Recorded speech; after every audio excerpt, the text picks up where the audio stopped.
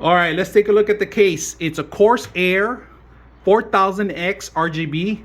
We're gonna take a look at it, and the RGB it's coming from the actual fans, and they give you 3 front panel fans. All right, now the front panel there's glass in the front of it, so there's a couple suction areas where it's gonna get the intake of the air and flow it to the back, and however you program it. Now this one has for all 3 sizes of the motherboard, so it's compatible with every single one, which I like about it. So we're gonna put a little description of what I mean. All right, it's ready to go. Now one thing that's missing here are a fan out here. There's no fan in here.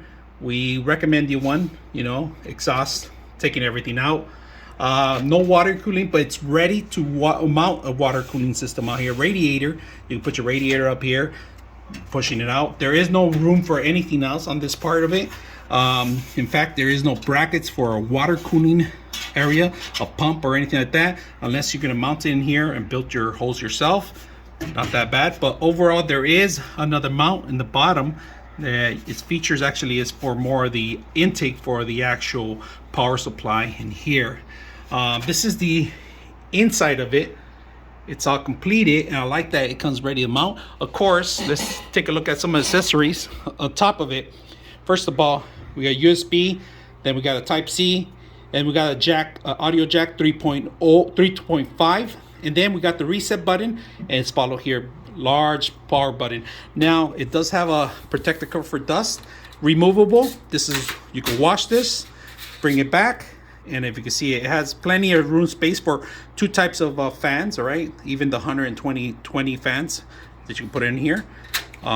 This is a plus. I like this. Let me show you guys. I have not seen this on any of the motherboards, but this is, I know it looks a little cheesy on that, but this is very clever because this is hard to get out, especially if you have no nails. All you got to grab is a little corner and just pick it up. So I like that.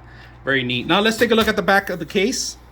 All right, here we go on back of the case, guys. So here, if you guys don't know, this is actually a fan hub, all right? For multiple systems. If you include more than 1 fan and you don't have enough connections on your motherboard, you could accommodate through this system. And you have for 3 more settings. Right now, if you can see it, these are the 3 fans that we have in here, and you could actually control them with the motherboard and everything else ready to go. It has power connected here. Of course, you're gonna have to find the actual power in back of it. And when you get the system, they also include the box with all the accessories, right, which is the screws and some zip ties to make it nice and pretty. We do have plenty of room for the larger mechanical drives in here. We could also convert them to 2.5 cores, the smaller SATA drive or the solid state drive, like I said, but they have to be SATA connection. All right.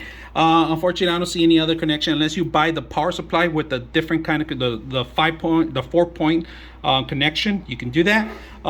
It has another filter here that you can remove from the bottom in here, if you can see it. So if you collect dust bunnies, clean it out in the bottom. This is a standard on a lot of machines, all right? But of course, there's probably one of the first ones to come out with this stuff. Cable management, if you can see the cable management, it's all tied by these Velcro, every single one of them. I suggest unhook them after and then maybe tie yours when you're gonna run your own cable. The power supply and the reset buttons are following up with the actual connections are right here. They give them to you right in front of you. They're all labeled, easy to follow, and depending on your motherboard, you're gonna have to set them up how your motherboard instruction tells you. That's pretty much how it gives you the information. You do have a USB here, and of course they give you another one for the audio, and then we have your USB for your USB Type C connection in here, and I don't see any 3.0, so that's pretty much it.